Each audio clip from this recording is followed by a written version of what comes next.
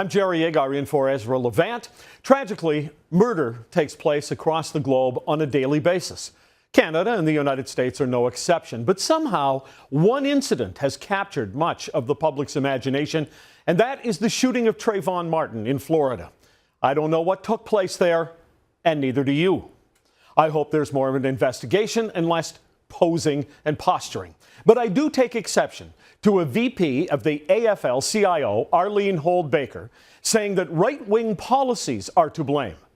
Joel Pollak is editor-in-chief of Breitbart.com, a conservative news website. He joins me from Los Angeles. Joel, welcome. Thank you. Hi, how are you doing? Doing well. Right-wing policies? Is she talking about that law that they have in Florida, the stand your ground policy, you have a right to defend yourself? Well, the stand your ground policy is not a Republican or conservative policy alone. It's been enacted in other states under Democratic governors as well. And it also is worth pointing out that stand your ground doesn't distinguish between black defendants and white defendants. It's a defense that's available to anyone who has acted in self-defense, and there are many cases in which black defendants have used it to defend themselves against charges of murder or manslaughter. So it's really a red herring in what is an attempt by the White House, the Democrats, and the media to divide Americans against each other and make this a polarizing issue. Well, in fact, I was reading that the stand your ground policy in Florida was actually passed by pretty much everybody, including all but one Democrat who abstained for one reason or another. So it was hardly a right-wing policy. But why this particular incident? Because as I said, Joel, in the outset here, terrible, horrible incidents that result in death happen all across the world. Why has this one become such a touchstone, so to speak? Well, this one actually follows a familiar playbook. In 2006, many of the same characters, including Barack Obama, were on the scene for the death of another young boy, and the circumstances were similar, not exactly the same, but it was a tragic death that they exploited in order to create this racial division, or racial political division, you could say. And here we are 6 years later, Obama's in the White House, and Al Sharpton and Jesse Jackson are at it again. This is a political ploy, and what distinguishes this case is that the person who shot the victim, George Zimmerman, was incorrectly identified as quote-unquote white by media sources.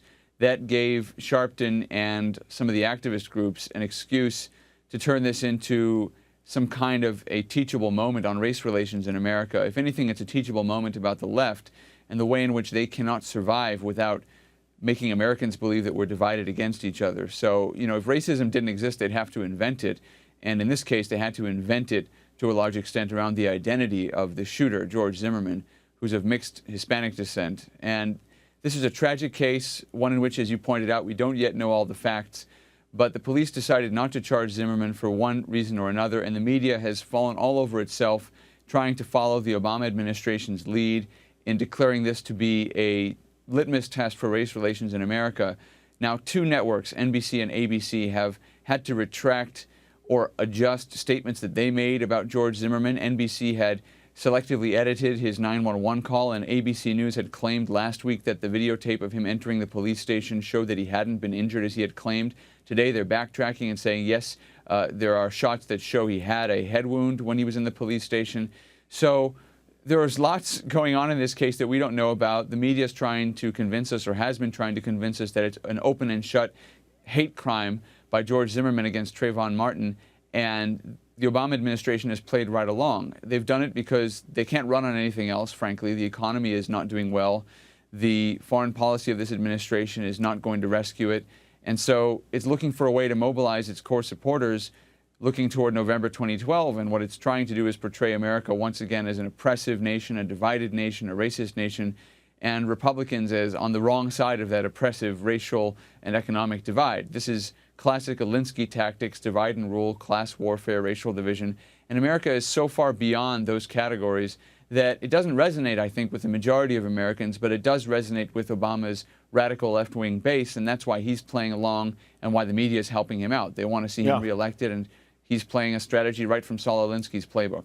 Well, and I think it gives an opportunity for sort of those old line leftover race hustling poverty pimps like Jesse Jackson and Al Sharpton to enrage some of the public on this particular issue and use the unfortunate Trayvon to ignore the reality, which is that in America and in cities in Canada, young black men are in danger, but they are not in danger from white people. They're in danger from other young black men. And it seems as though there's not enough conversation about that. Well, we can't say that black men aren't profiled because we do know that that's a problem. I think it's a problem that's improving in a sense that it's happening less often, but racial profiling is a problem. I've had friends who've experienced it at the hands of police, but that's actually a separate issue because that's not what happened here. George Zimmerman, as far as we know, didn't profile Trayvon Martin because of his skin color.